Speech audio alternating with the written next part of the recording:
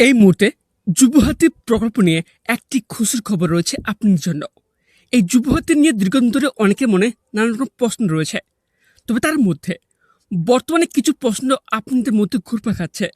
প্রশ্নটি হলো, আপনাদের মধ্যে এখনও অনেকে আছেন যারা যুবহাতি প্রকল্পের ডিবিটি লিঙ্ক করাটা অতি আবশ্যক এটা জেনেও এতদিন ডিবিটি লিঙ্ক করেননি, কিন্তু কিছুদিন আগেই ডিবিটি লিঙ্ক করেছেন। সেক্ষেত্রে টাকা এখনও ঢুকবে কি ঢুকবে না এই নিয়ে চিন্তা রয়েছেন। কিন্তু আপনাদের মধ্যে আরও অনেকে আছেন যারা যুবতীর প্রথম কিস্তির টাকাটা পেয়েছেন, কিন্তু দ্বিতীয় কিস্তির টাকাটা পাননি, শুধুমাত্র ডিপির লিঙ্ক করেননি বলে।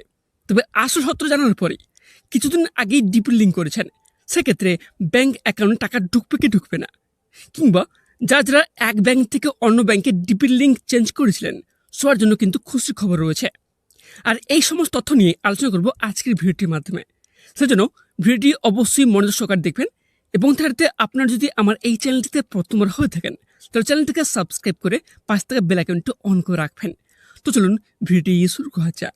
প্রথমে বলে রাখি, যুবহাতি প্রকল্পে যাদের ডিবিটি লিঙ্ক ছিল না কিন্তু পরে ডিবিটি লিঙ্ক করেছেন, কিংবা যারা এক ব্যাংক থেকে অন্য ব্যাংকে ডিবিটি লিঙ্ক চেঞ্জ করেছিলেন, প্রত্যেকের জন্য খুশির খবর রয়েছে। কেন বলছি, আপনারা হয়তো এটি ভাবছেন যে ডিবিটি লিঙ্ক আগে করা দরকার ছিল, কিন্তু কিছুদিন আগে ডিবিটি লিঙ্ক করেছেন, সেক্ষেত্রে এখন টাকা ঢুকবে কি ঢুকবে না এই নিয়ে চিন্তার কোনো কারণ নেই। কেননা যারা পরে ডিবিটি লিঙ্ক করেছেন কিংবা যারা এক ব্যাংক থেকে অন্য ব্যাংকে ডিবিটি লিঙ্ক চেঞ্জ করেছিলেন, প্রত্যেকের অ্যাকাউন্টে টাকা ঢুকতে শুরু করেছে।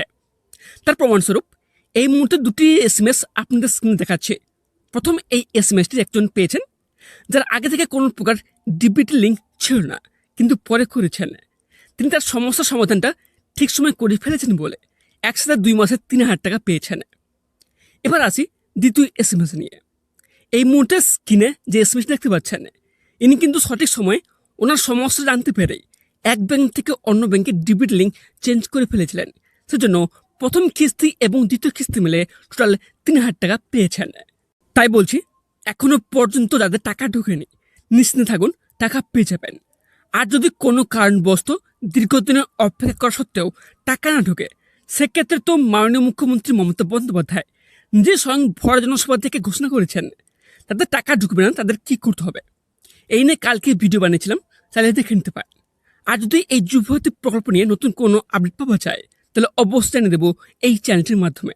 এবং সবশেষে আপনারা যদি এই চ্যানেলের প্রথমবার হয়ে থাকেন তাহলে অবশ্যই চ্যানেলটিকে সাবস্ক্রাইব করে পাশ থেকে বেল আইকনটি অন করে রাখবেন এবং সবাইকে ভিডিওটি বেশি বেশি করে শেয়ার করে দেবেন যাতে সবাই জানতে পারে।